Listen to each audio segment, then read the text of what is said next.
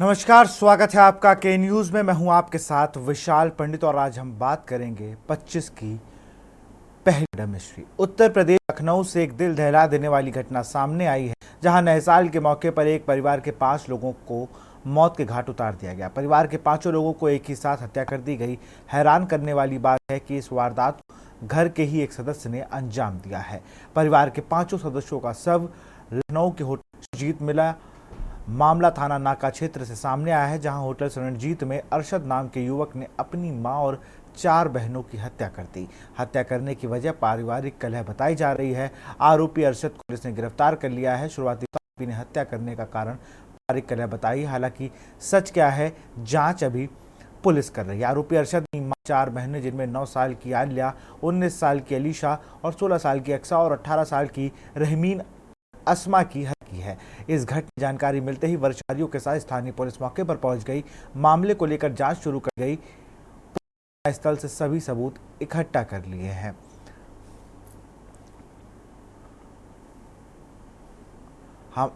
हमारे संवाददाता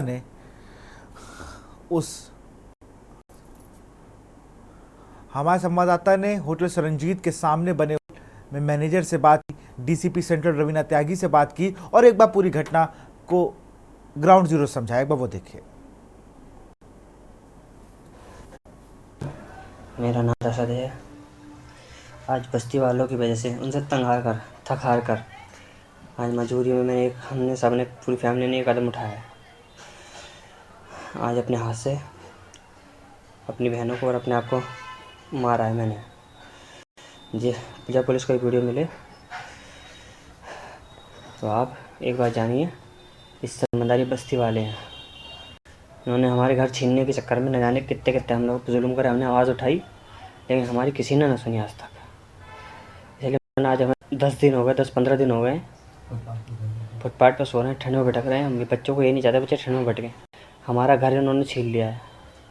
मकान के पेपर्स हमारे पास हैं और जो हम मंदिर का नाम करना चाहते थे, अपना परिवर्तन करना चाहते थे, इसलिए हमने इसके कागज सारे अपने पास रखे हुए हैं। इसको एक वीडियो मिले तो लखनऊ पुलिस से, योगी जी से ये विश है कि इन जैसे मुसलमान कहीं मत छोड़ो। आप अब जो कर रहे हो बहुत बढ़िया कर रहे हो, क्योंकि ये मुसलमान हर जगह ज़मीनों पर कब्जा करते हैं और लोगों पर जुल्म करते हैं। न जाने कैसे कैसे गैरकानूनी धंधे करते हैं, नकली नोटों के धंधे करते हैं। हमने बहुत इनके खिलाफ़ कार्रवाई करने की कोशिश करी, हम नहीं करवा सके। और हमारी मौत के ज़िम्मेदार सबसे मेन जो इंसान है वो पूरी बस्ती है। और उससे मेन जो इंसान है रानू और आफ्ताब अहमद, अलीम खान, सलीम, ड्राइवर अहमद, रानू, आरिफ, अज़हर और इसके और रिश्तेदार हैं जो ऑटो चलाते हैं और भी उसके गली में रिश्तेदार रहते हैं। भड़बूज आए हैं ये लोग बहुत बड़ा भूमि माफिया गैंग चलाते हैं। इसमें लड़कियों को बेचते हैं। इन लोगों का यही प्लान था कि हम लोगों को जेल पहुंचा के हमें दोनों को किसी भी प्लान झूठे इल्ज़ाम में जेल पहुंचा कर हमारी बहनों को हैदराबाद में लड़की सप्लाई करता है एक सामने घर के सामने वाला, उसके हाथों हमारी बहनों को बिकवाना। भैया हम ये नहीं चाहते थे, इसलिए मजबूरन आज हमें इस वक्त 2 बजे का टाइम हो रहा है तकरीबन। मजबूरी में अपनी बहनों को मैं गला दबा के हाथ की नस काट के मारना पड़ा। देखना चाहते हैं देखिए, मैं आपको इन लोगों की शक्लें दिखा दूँगा। देखिए बेचारी को कैसे मैंने अपनी मजबूरी में बहनों को गला काट कर मैंने मारा है। देखिए मरी पड़ी है। ये देखिए,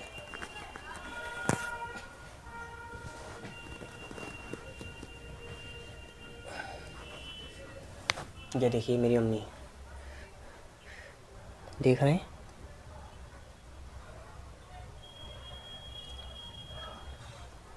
ये देखिए इनके हाथ की नसें कटी पड़ी हैं सब। ये देखिए यही मरने वाली है, देख रहे हैं आप। और शायद सुबह तक मैं भी जिंदा ना मिलूँ आपको। लखनऊ के चारबाग रेलवे स्टेशन के पास होटल शरणजीत में 5 लोगों की हत्या कर दी गई। इस वक्त हमारी मौजूदगी उसी होटल के सामने एक शर्मा होटल पे है और आप हमारे बाईं तरफ तस्वीरें देखिए। ये वो कमरा है और ये इसी कमरे के अंदर 5 लोगों की लाश मिली थी, जिसमें मासूम बच्चियां भी थी और उस व्यक्ति की मां थी जिसने इस पूरी घटना को अंजाम दिया है, अरशद।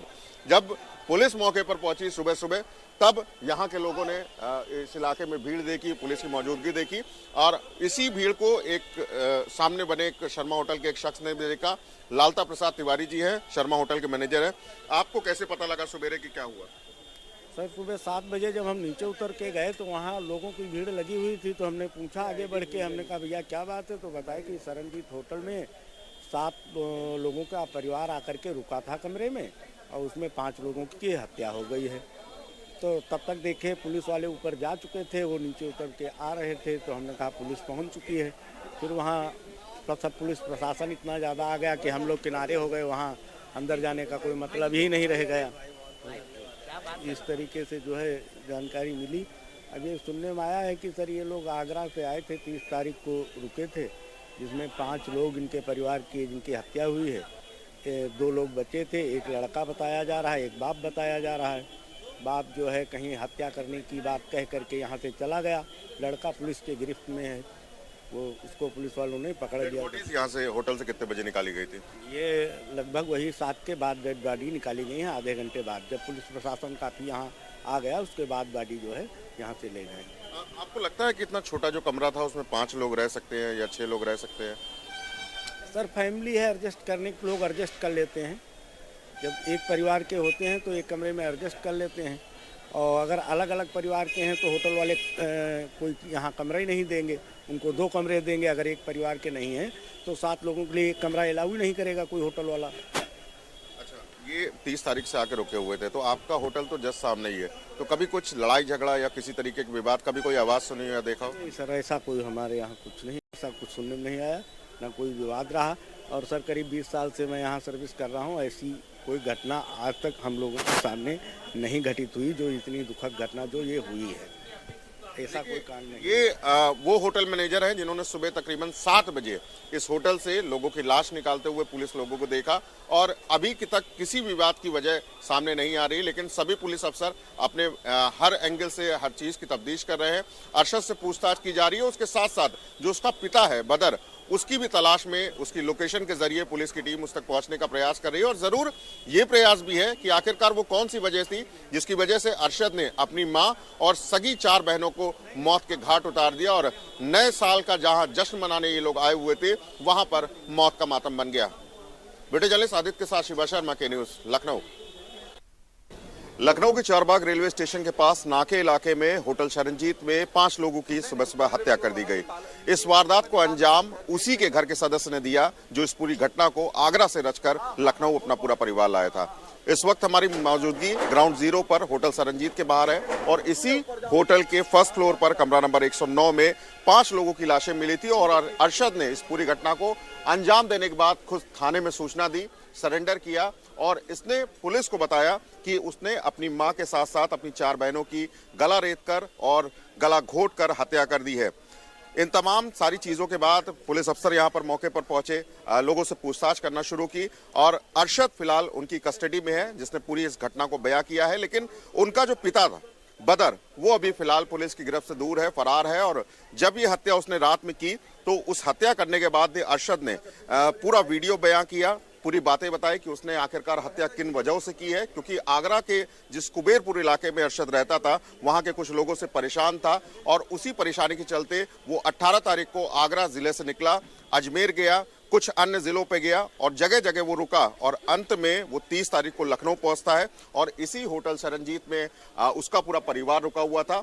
और जब ये रात में पूरी वाकया हुई, जब किसी बात को लेकर के विवाद हुआ, तो अरशद और उसके पिता बदर ने अपनी एक अस्मा जो अरशद की मां थी, रहमीन जिसकी उम्र 18 साल थी, अक्सा 16 साल की, आशिया और आलिया जो 9 साल की और 19 साल की उनकी बहनें थी, उन सभी की गला रेत कर और कुछ की गला घोट कर और हाथ की नसें काट करके हत्या कर दी। फिलहाल इस पूरे प्रकरण में जो बदर है, अरशद के पिता है, उनकी तलाश टीमें अलग अलग इलाके में कर रही है। लेकिन अरशद ने पुलिस की पूछताछ में एक अहम खुलासा यह भी किया है कि उसने परिवार के सभी सदस्यों को पहले शराब पिलाई और जबरन उन्हें बेहोश करवाया, उसके बाद उनकी धीरे धीरे करके एक एक कर करके हत्या की है। फिलहाल उस वीडियो को खंगालने के बाद पुलिस की कई टीमें और आगरा पुलिस की टीमें उसके बैकग्राउंड के बारे में पता कर रही है है और कई कनेक्शन जोड़ने के प्रयास कर रही है। वीडियो जर्नलिस्ट सादिक के साथ शिवा शर्मा, के न्यूज, लखनऊ। 1 जनवरी 2025 को ये सूचना प्राप्त हुई थी कि 5 डेड बॉडीज शरणजीत होटल के वहाँ पर उसके एक कमरे में पाई गई हैं। सूचना पर तत्काल जो है स्थानीय पुलिस मौके पर पहुँचती है। वहाँ पर प्रारंभिक रूप से जो चीज़ें निकल कर के आई उसमें एक व्यक्ति अरशद नामक जो 24 वर्षीय है उसको हिरासत में लिया गया, पूछताछ की गई और ये चीज़ें निकल कर के आई कि उनके द्वारा ही अपनी 4 बहनों और माता की हत्या करी है। इसमें जो कारण निकल करके आया है, अभी प्रारंभिक रूप से जो पूछताछ हुई है उसमें कि इनका मोहल्ले वालों से कुछ विवाद था, उसके चलते इनका ये मानना था कि अगर इन्हें कुछ हो जाता है तो इनकी बहनों और माता का क्या होगा, तो इसीलिए इन्होंने योजना बना करके इस तरीके से घटना को कारित किया है।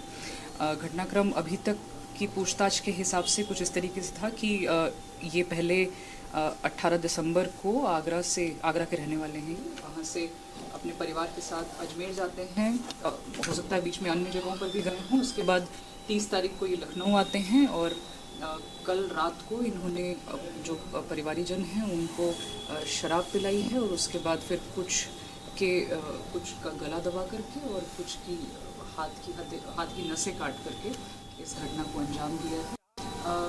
अभी जो है प्रारंभिक रूप से ये जानकारी है कि ब्लेड का इस्तेमाल किया गया है इनके द्वारा कलाई काटने के लिए, और बाकी जो भी तथ्य अभी तक इन्होंने बताए हैं प्रारंभिक पूछताछ में उनको साक्ष्यों के आधार पर सत्यापित करने की भी कार्रवाई हमारे द्वारा की जा रही है और विस्तृत पूछताछ अभी शेष है। पिता का क्या रोल था इसमें?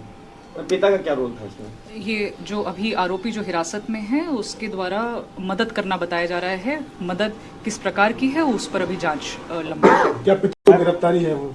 अभी नहीं, अभी उसके लिए टीम लगी। मैम मौके से क्या क्या चीज़ें बरामद हुई है? इसके अलावा जो आरोपी अरशद है उसने एक वीडियो भी मैम वायरल किया है, क्या उसको? अभी जो है ब्लेड और जो दुपट्टा जिसका इस्तेमाल किया गया था, आला कत्ल जो है उनको बरामद कर लिया गया है। इसके साथ ही एक वीडियो भी सोशल मीडिया पर सर्कुलेट होता हुआ पाया गया है जिसके संबंध में भी जांच की जा रही है। इन्होंने खुद ही हत्या कारित करी है सर्वप्रथम। दूसरा ये कि जो मोटिव था इसके पीछे वो प्रारंभिक रूप से मोहल्ले वालों के साथ किसी तरह का विवाद होना सामने आ रहा है। इनका ये मानना था कि अगर इनको कुछ हो जाता है तो उसके बाद इनकी बहनों और माता का क्या होगा, कौन इनका की देखरेख करेगा, तो इसके चलते इन्होंने इस घटना को कारित किया है। इसमें शराब का सेवन करवाया गया पहले इन सभी लोगों को और फिर कुछ का गला दबा करके और कुछ की कलाई की नसें काट करके इस घटना को कारित किया गया। इसमें बाकी जो और डिटेल्स हैं वो पीएम रिपोर्ट के आधार पर सामने आएंगी और इसके साथ ही विस्तृत जांच किया जाना शेष है। इनसे पूछताछ की जाएगी और जो भी बातें इनके द्वारा बताई जा रही हैं उनको सत्यापित किया जाना भी अभी शेष है। अरशद और अरशद के पिता दोनों उस वक्त कमरे में थे जब ये हत्या हुई, तो किसका क्या रोल रहा, किसने क्या किया? ये अभी इनके द्वारा डिटेल नहीं बताई गई हैं, अभी विस्तृत पूछताछ जारी है। इनके द्वारा केवल मदद करना बताया जा रहा है, लेकिन वो किस रूप में है उसके बारे में अभी जांच प्रचलित है। अभी फिलहाल अरशद के पिता किधर है? उनके लिए टीमें लगी हुई हैं, जल्द उनको भी हिरासत में ले लिया जाएगा। सोशल मीडिया पे मैम एक वीडियो वायरल हुआ अरशद का, वो कई बातें कह रहा है कि आगरा में उसको लोग परेशान करते थे, उसकी बहनों को सप्लाई करने की बात करते थे, नकली नोट की बात भी कही है। तो उस वीडियो को आप लोगों ने खंगाला, देखा कि क्या है आखिरकार? अभी सोशल मीडिया के माध्यम से एक वीडियो सामने आई है, उसकी जांच की जाएगी। जो भी उसमें बातें निकल करके आ रही हैं उसके संबंध में जांच करने के बाद ही कुछ बताया जाना संभव होगा। मुकदमे के लिए आपने कार्रवाई की है, मुकदमा दर्ज हो? जी, अभी थोड़ी देर में मुकदमा दर्ज करके इसमें अग्रिम विधिक कार्रवाई की जाएगी।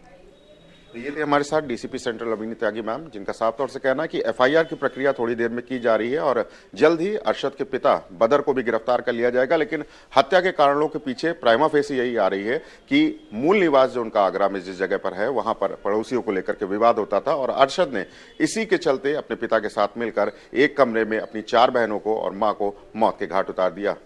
वीडियो जर्नलिस्ट आदित्य के साथ शिवा शर्मा, के न्यूज, लखनऊ। और इस पे खास मेहमानों का पैनल हमारे साथ होगा, उनसे चर्चा करेंगे लेकिन एक छोटे से ब्रेक के बाद। तो अब बात होगी 25 की पहली मर्डर मिस्ट्री की। हमारे साथ शिवा शर्मा है, संवाददाता जो ग्राउंड जीरो पर वहाँ मौजूद है, ताहिर हसन है, सामाजिक कार्यकर्ता है, महेश चंद द्विवेदी जी हैं, पूर्व डीजीपी हैं उत्तर प्रदेश, और मोनिका शर्मा है, मनोवैज्ञानिक। सबसे मैं महेश चंद द्विवेदी जी के पास ही चलूँगा। सर, अभी हम लोगों ने देखा किस तरीके से एक परेशान, हॉस्टाइल, जो उसको कह सकें। उसने कहा कि मुझे लोग परेशान कर रहे थे, मैं धर्म बदलना चाह रहा हूँ, उसने तमाम बातें कही, लेकिन क्राइम किया उसने। ये वीडियो ये लेकर जनता दरबार और तमाम जगह जा सकता था वो, लेकिन उसने क्राइम किया और उस तरीके का विभत्स क्राइम किया जो साल के पहले दिन किसी को उम्मीद नहीं थी। अपने माँ को, अपनी 4 बहनों को उसने मौत के घाट उतार दिया।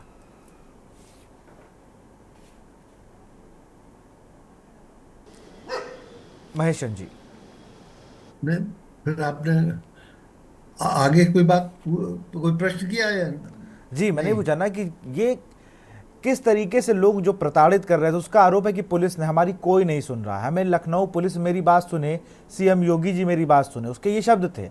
प्रताड़ित था, तो इतना पुलिस के लिए कितना मुश्किल होता है ये करना कि वहां पर जाएं, और जब वो आरोपी खुद ही आपके सामने आके खड़ा कि मैंने 5 लोगों को मार दिया, इंटोग्रेशन कैसे होगी इसमें सर?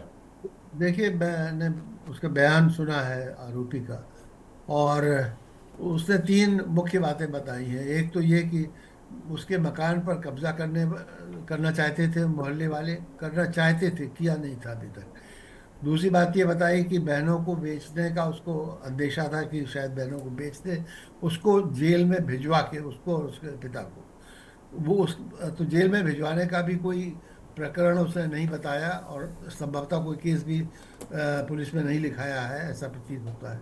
और तीसरी बात उसने ये बताई कि शायद वो मुसलमान से हिंदू होना चाहता था या मंदिर बनवाना चाहता था, इस वजह से लोग नाराज थे, उसे प्रताड़ित करते थे। इन तीनों बातों में एक भी बात इतनी गंभीर, एक तो ये कि विभिन्न प्रकार की है ये तीनों बातें परेशान करने की। इस तरह तो जिंदगी खुद ही परेशानी का नाम है, कोई ना कोई परेशानी आती रहती है, कुछ लोग परेशान करते हैं, हमको सहना पड़ता है।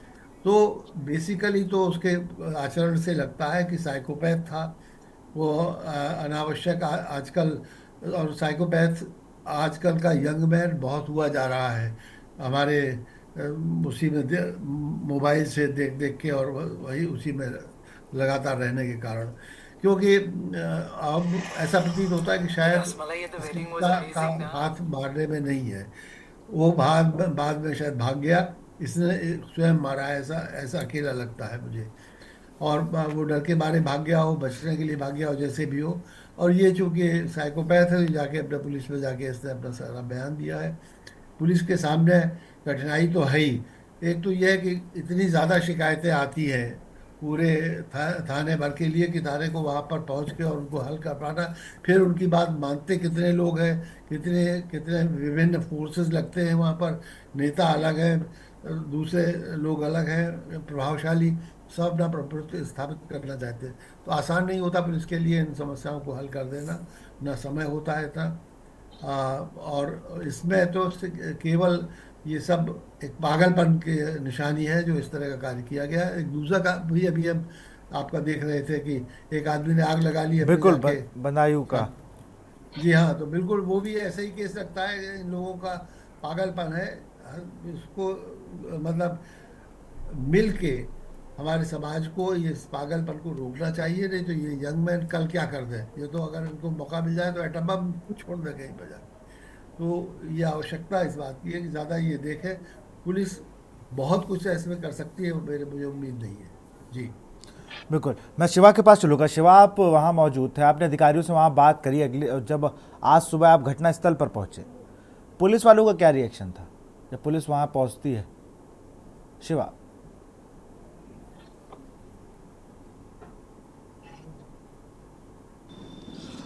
देखिए विशाल, जब एक तरफ नए साल का जश्न मनाया जा रहा हो, लोग ड्यूटी से थोड़ा मुक्त हुए हों, थोड़ा हेडेक कम हुआ हो, तो शायद थोड़ा रिलैक्स मोड होता है। लेकिन नए साल के पहले दिन ही सुबह सुबह जब पुलिस को इस बात की सूचना मिली कि एक होटल के एक कमरे में 5 लोगों की हत्या कर दी गई है, तो पुलिस के लिए भी एक बहुत बड़ा कठिन समय था। फिलहाल जो पुलिस के अफसरों ने जब अरशद को हिरासत में लिया, उसे गिरफ्तार किया है, तो अरशद ने कई चौंकाने वाले खुलासे किए।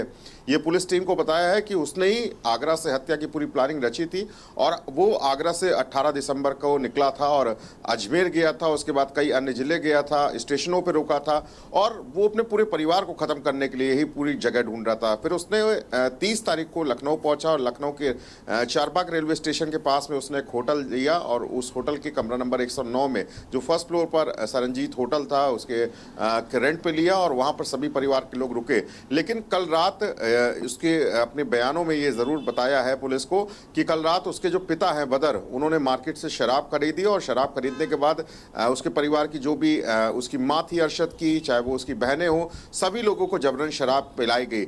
अब ये जबरन पिलाई गई है या शायद किसी चीज़ में मिला करके पिलाई गई है, ये पुलिस अभी कंफर्म नहीं कर रही है, लेकिन शराब जरूर पिलाई गई है जैसा कि अरशद ने अपने बयानों में पुलिस को बताया। और जब सब लोग बेसुध हो गए तो एक एक करके सबको मौत के घाट उतारा गया कि ताकि कोई विद्रोह ना कर सके पूरी अपनी हत्या का और किसी भी तरीके का फोर्स अटैचमेंट ना हो जब वो कत्ल कर रहा हो। तो अपनी माँ को और अपनी 4 बहनों को इसी तरीके से किसी की हाथ की नस काटी है, किसी के मुंह में कपड़ा ठूस करके उसका गला दबाया है, इन तरीके से उसने हत्या की है। अब हत्या के कारणों की जो बात है ये उसने वीडियो में ही बयां कर रहा है कि उसका आगरा का, जहां कुबेरपुर का वो रहने वाला है, इस्लाम नगर का, वहां पर उसके कुछ लोगों ने अपने आस पड़ोस के इलाके के लोगों के ऊपर आरोप लगाया है और उन्हीं के ऊपर ये प्रताड़ना का आरोप लगाया कि उनकी प्रताड़ना से तंग आकर के वो कई महीनों तक लोगों के दरवाजे जाता रहा है, आगरा में पुलिस अफसरों के दरवाजे खटखटाता रहा, लेकिन किसी ने उसकी मदद नहीं की। वो धर्म परिवर्तन अपना करना चाहता था, मुस्लिम वर्ग का इंसान था, उसका पूरा परिवार हिंदू धर्म में परिवर्तित होना चाहता था। अपनी जो उसकी ज़मीन थी आगरा में, क्योंकि 15 साल से पूरा परिवार आगरा ही में रह रहा था, लेकिन मूल रूप से बदायूं जिले का रहने वाला है।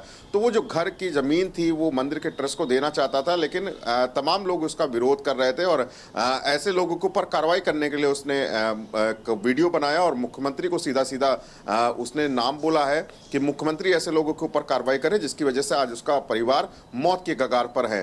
तो ये ज़रूर कहा गया है कि अरशद ने अपने पिता बदर के साथ मिलकर के इस पूरी हत्या की वारदात को अंजाम दिया, लेकिन पुलिस अफसरों का कहना है कि अरशद ने खुद आकर के ये गुनाह नाके थाने में कबूल किया। जब वो सुबह निकला उस होटल के बाहर हत्या करने के बाद, उस वीडियो बनाने के बाद, तो सबसे पहले अपने पिता बदर को रेलवे स्टेशन पर छोड़ के आया। उसके बाद खुद जो वहां से आधे किलोमीटर की दूरी पर नाका हिंडोला थाना है वहां पर गया और सरेंडर किया उसने, और पुलिस को खुद बताया कि उसने अपने परिवार में अपनी मां को और अपनी 4 बहनों को होटल के कमरे में मार दिया, उनकी लाशें वहीं पड़ी हुई हैं। तब पुलिस के अफसर वहां पर पहुंचते हैं, फॉरेंसिक की टीम पहुंचती है और पूरे मामले के पता लगता है। तो अभी तक देखिए पुलिस के सामने 2 तस्वीरें कठिन परिस्थितियों के रूप में आ गई हैं।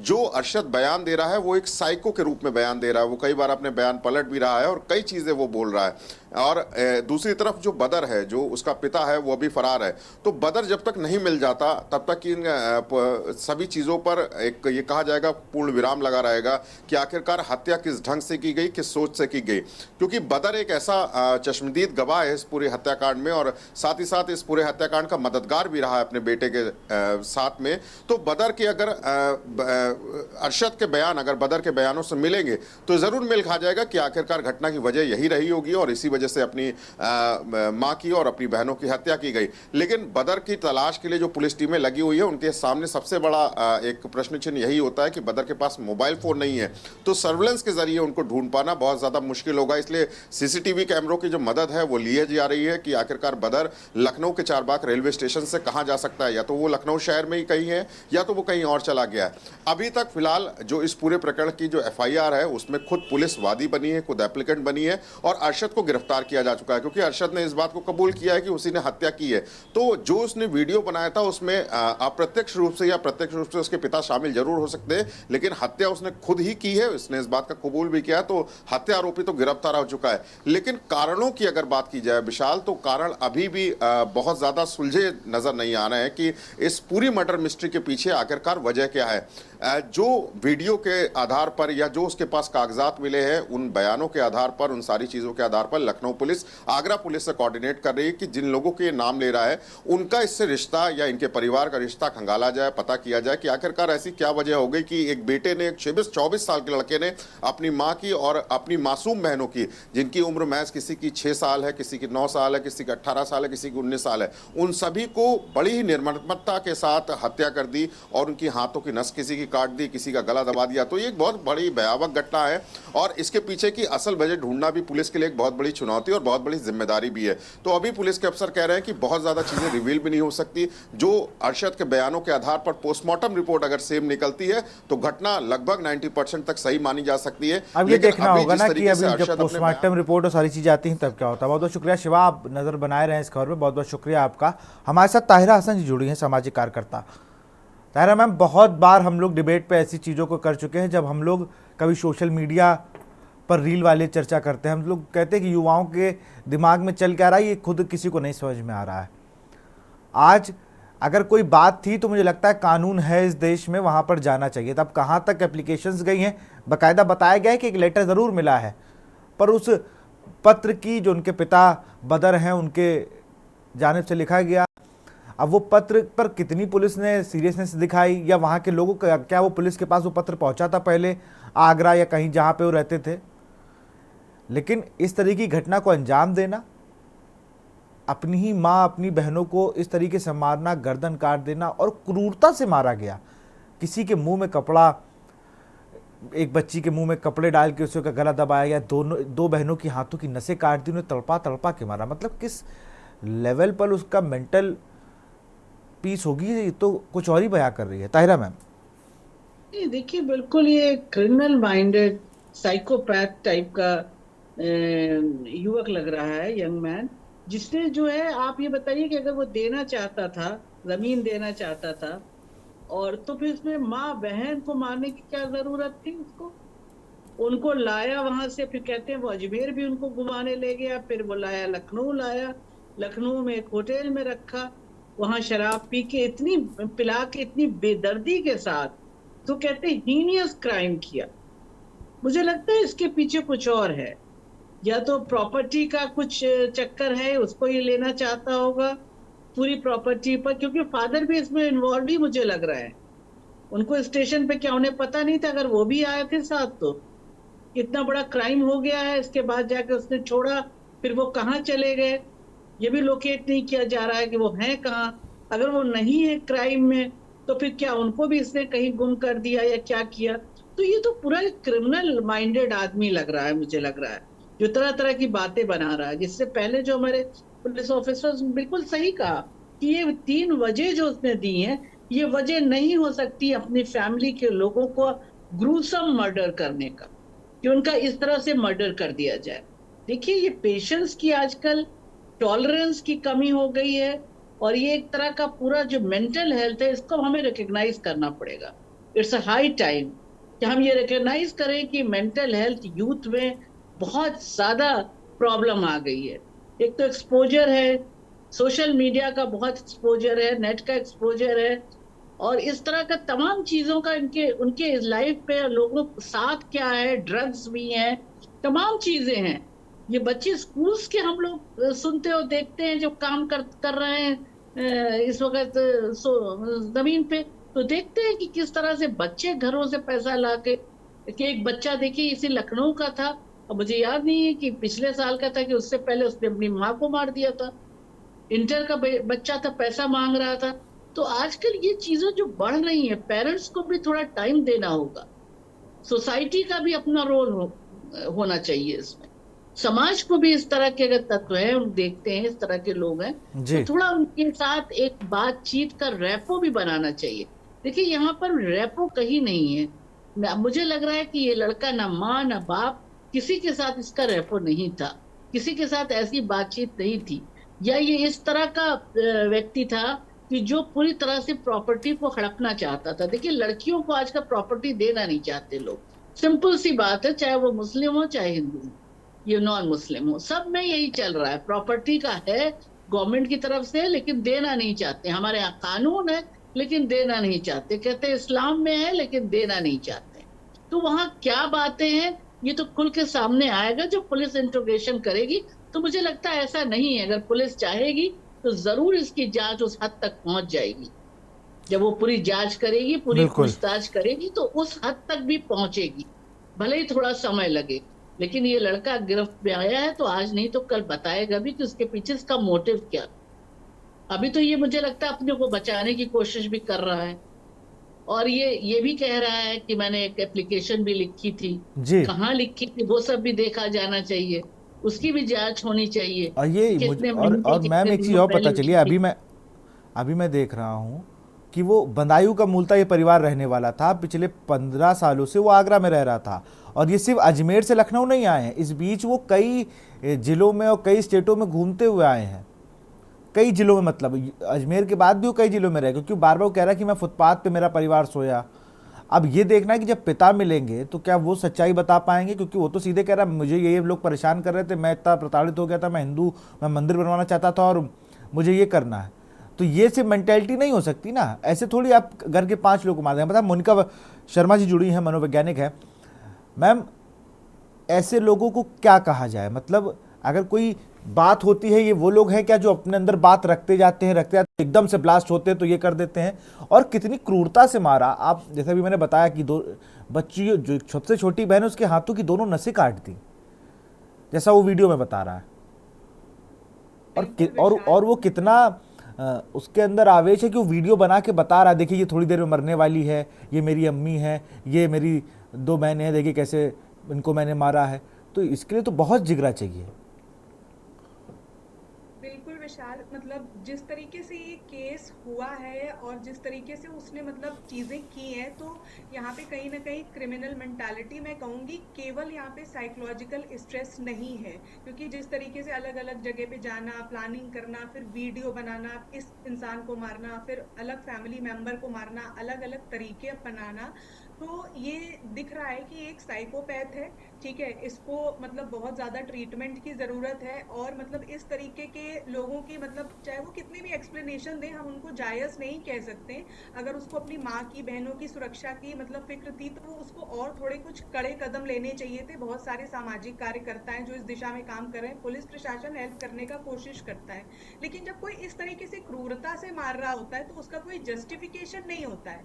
हाँ, ये ज़रूर हो गया है कि कई लोगों में मेंटल प्रेशर झेलने की क्षमता ज़्यादा होती है, कुछ लोगों में कम होती है, तो वो कभी ना कभी ये कोशिश करते हैं विशाल कि किसी तरीके से उनको उस मेंटल प्रेशर से निकलने का मौका मिले, और कभी कभी वो आवेशवश इस तरीके के घटनाएं कर देते हैं। लेकिन इसमें जिस तरीके से मतलब मैं श्रेणी देख रही हूँ, जितना मैंने पढ़ा है, जितना मैंने आपकी डिबेट में मतलब अभी सुना, आपका जो भी रिपोर्टर्स हैं जो बता रहे हैं, तो कहीं से भी ये लग नहीं रहा है कि ये एक सिंपल केस है जिसको हम सीधे एक पारिवारिक कलह और प्रॉपर्टी के मामले से जोड़ करके या उसको मतलब मान लें कि उसने कुछ गलत नहीं किया है, सिर्फ प्रेशर में ही आकर के कर लिया है, ऐसा हो गया है, ऐसा बिल्कुल भी नहीं है।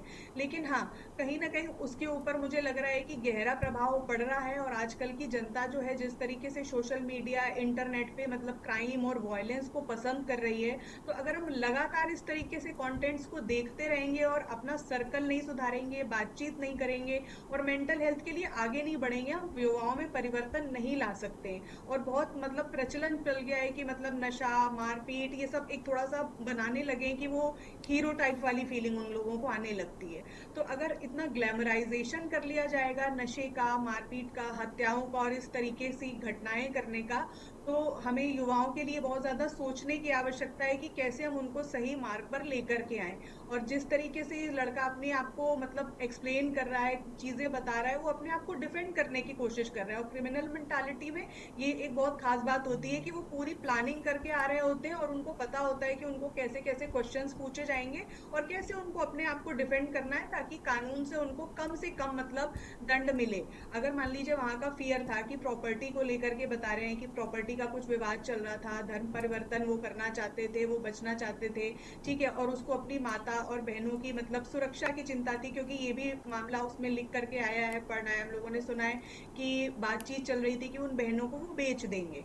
तो अब वो बेच देंगे, प्रॉपर्टी सारी उनसे छीन ली जाएगी, और उनको धर्म परिवर्तन करने के लिए मतलब डराया जा रहा था, धमकाया जा रहा था कि नहीं वो ऐसा ना करें, वो अपनी कम्युनिटी में रहें। लेकिन अल्टीमेटली बचाव कहाँ हुआ विशाल? बचाव तो हो नहीं पाया, अल्टीमेटली पूरी फैमिली चली गई। और जब मुझे लगता है कि जब इनके फादर से बात की जाएगी तो इसमें और भी मुझे लगता है कि कई चीज़ें निकल के आएंगी, जहाँ पे मतलब इसके बारे में हमको थोड़ी गहराई से पता चलेगा कि इसने ऐसी ऐसी चीज़ें क्यों करी है। कहीं ना कहीं मुझे उसके पर्सनल इंटरेस्ट और कुछ पर्सनल चीज़ें भी नज़र आती हैं जो अभी मतलब निकल के नहीं आई हैं, जो मतलब प्रॉपर इन्वेस्टिगेशन के बाद निकल के आएगी, जो इसके साइकोपैथ होने को काफ़ी हद तक मतलब हमको दिखाएगा कि हाँ, इसके साथ प्रॉब्लम और चैलेंजेस हैं। बिल्कुल, मैं MC द्विवेदी जी के पास चलूँगा। सर, एक व्यक्ति अपने आप को हत्या आरोपी बता रहा है, जैसा उसने वीडियो और वो जैसा पुलिस के पास भेजा है। पुलिस को मुश्किल होगी। उसके जो पिता है बदल गए थे, शिवा ने बताया कि ना उनके पास सेल फोन है, उनकी लोकेशन पता नहीं है, तो यहाँ तो ब्लैक पॉइंट पर है पुलिस। इसको कैसे मतलब पुलिस पे इंटरोगेट करेगी, किस तरीके से उनकी लोकेशन जानने का प्रयास करेगी? घर है बदायूं में, फिर उसके रिश्तेदार होंगे, उसके फ्रेंड्स होंगे। जब यहाँ से भाग के जाएगा तो कुछ 2-4 दिन तो बिना पैसे के इधर उधर रह सकता है, लेकिन कहीं ना कहीं ऐसी लोकेशंस पर वो जाएगा। तो पुलिस का पता लगाने का यही तरीका है कि फ्रेंड्स, रिलेटिव्स, उसके मददगार या धर्म की वजह से कोई मददगार किसी कारण से हो, उन लोगों के बाद का पता लगाना। दूसरा ये है कि अगर ये लड़के से पूछें कि इस पीरियड में 18 से 30 के बीच में वो कहाँ कहाँ रहे, कहाँ कहाँ रुके, तो वहाँ से भी पता लग सकता, हो सकता है वो उसी जगह दोबारा जाए कहीं रुकने के लिए या का शरण के लिए। तो इस पीरियड में कहाँ कहाँ वो रहे हैं, अजमेर में कहाँ गए, किसके यहाँ गए थे, इन सब बातों से पता तो चल जाएगा। कोई ऐसा मुश्किल नहीं है। मेरा ख्याल है कि पुलिस शायद जल्दी पता लगा लेगी। हालांकि ये ज़रूर है कि अगर मोबाइल होता तो और जल्दी पता लग सकता था। और जो सत्य कारण है क्या है, ये जो बातें कह रहा है, इसका वेरिफिकेशन की ज़रूरत पड़ेगी गांव से। ये जो बात कह भी रहा है, कोई था भी इस पर प्रेशर या नहीं था, पुलिस को इसने कोई कंप्लेंट की थी कि नहीं की थी, उस पर कोई आया था या नहीं आया था। हर कंप्लेंट पर गिरफ्तार तो पुलिस नहीं कर सकती, ना पुलिस के पास ऐसा अधिकार है कि कोई कह दे कि हमें कोई सता रहा है और खुद ही मेंटली सत रहा हो तो उस पर पुलिस जाके गिरफ्तार कर ले। और गिरफ्तार करने का फ़ायदा क्या है, जमानत हो जाएगी दूसरे दिन, फिर वही वो काम करेगा। तो बहुत इफ़ेक्टिव हर केस में उतना नहीं हो सकती है पुलिस। लेकिन मुझे उम्मीद है कि पुलिस जल्दी इसमें पता लगा लेगी। इतने क्लूज़ हैं, आदमी कोई छिपा हुआ नहीं है, तो कुछ दिन में पता लगा लेगी। उसके बारे में पता चलेगा कि वो था इन्वॉल्व या नहीं था। मेरा अंदाज़ ये है कि शायद मर्डर करते वक्त शायद वो इन्वॉल्व नहीं था, इसलिए वो भाग गया और ये चला आया। अगर वो भी इन्वॉल्व था तो दोनों एक ही मेंटेलिटी से आते, एक ही शिकायत करते आके थाने में। तो मैं अंदाजन मैं कह रहा हूँ। अब एक सवाल ये भी खड़ा होता है कि इसने कहीं अपने पिता को भी तो हानि नहीं पहुंचा दी, क्योंकि यही बता रहा है कि वो मैं उन्हें स्टेशन छोड़ के आया हूँ। एक बड़ा सवाल ये भी है। तो उसका फायदा कहीं लाश छिपाने का फायदा क्या, जब इतनी लाशें पड़ी हुई है, वो कह रहा है कि हमने इनको मारा, तो उनको भी बता देता कि इनको भी मारा, अगर मान लीजिए उसने मारा होता तो वो बात ये तो सही लगती है। अब स्टेशन वाली बात हो सकता गलत हो, वो खुद ही भाग गया हो, डर के मारे भाग गया हो, या इसलिए बचने के लिए भाग गया हो, जो भी कारण हो, तो ये संभावना है जी। बिल्कुल, तो बहुत बहुत शुक्रिया आप सभी का हमसे जुड़ने के लिए। चर्चा खाने में बहुत बहुत शुक्रिया तायरा मैम, मोनिका जी और पूर्व डीजीपी हमारे साथ जुड़े महेश चंद्रवेदी और शिवा शर्मा का, जिन्होंने तमाम जानकारी हमारे दर्शकों को दी। तो साल 2025 की शुरुआत तो ऐसी किसी ने नहीं सोची थी कि एक ही परिवार के 5 लोगों की हत्या उन्हीं का खून, उन्हीं का भाई, उन्हीं का बेटा कर देगा।